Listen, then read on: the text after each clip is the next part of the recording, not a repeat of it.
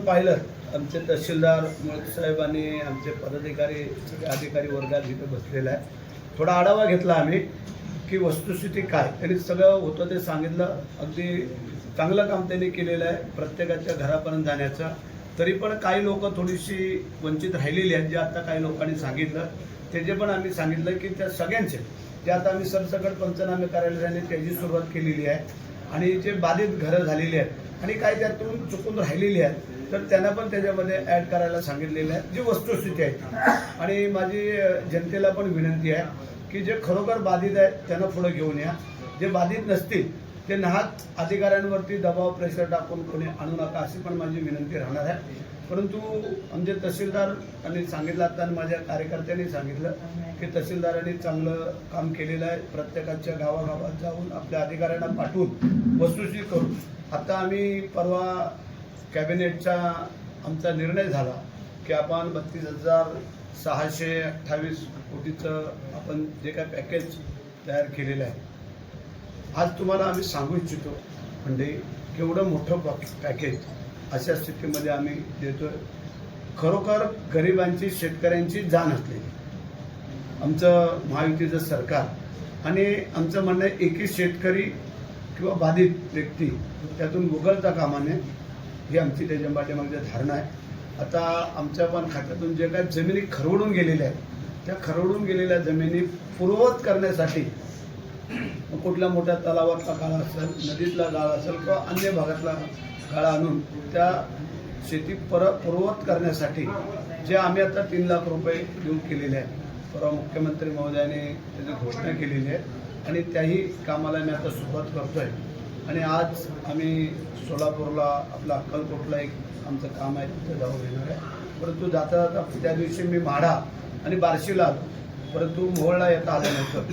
आणि म्हणून करता आमचे जिल्हा प्रमुख, आमचे ओबीसीचे अध्यक्ष, आमचे सगळ्यांना सांगितलं की तुम्ही जरा तहसीलदारांकडे या. आणि तहसीलदारांनी इथं आज आम्हाला सगळे इतरत्र सांगितलेलं आहे.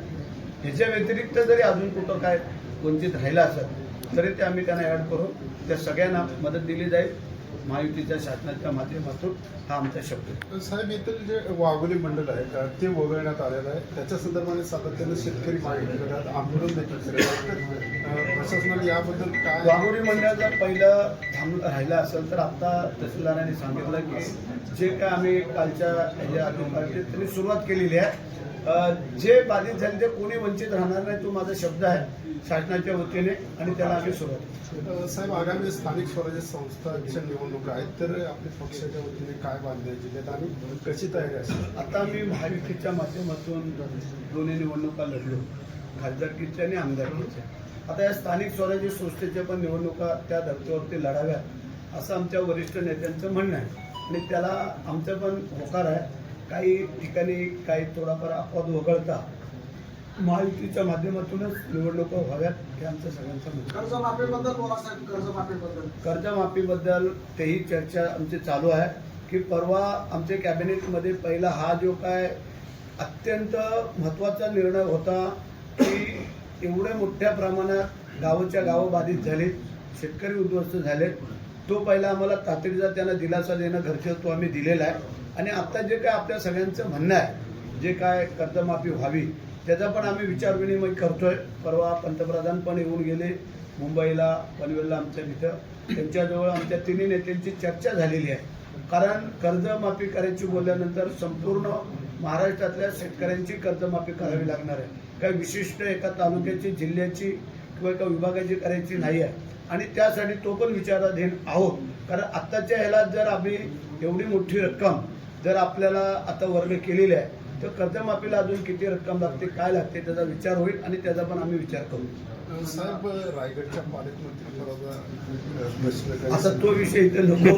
रायगड कुठं आणि सोलापूर कुठं, तरी पण पत्रकारांना तुम्हाला काही विचारल्याशिवाय चैन पडत नाही. पण तुम्हाला सांगू इच्छितो की जे काय आमचे वरिष्ठ नेते निर्णय घेणार आहे तो योग्य निर्णय होईल आणि त्याची तुम्ही काळजी करू नका. चला.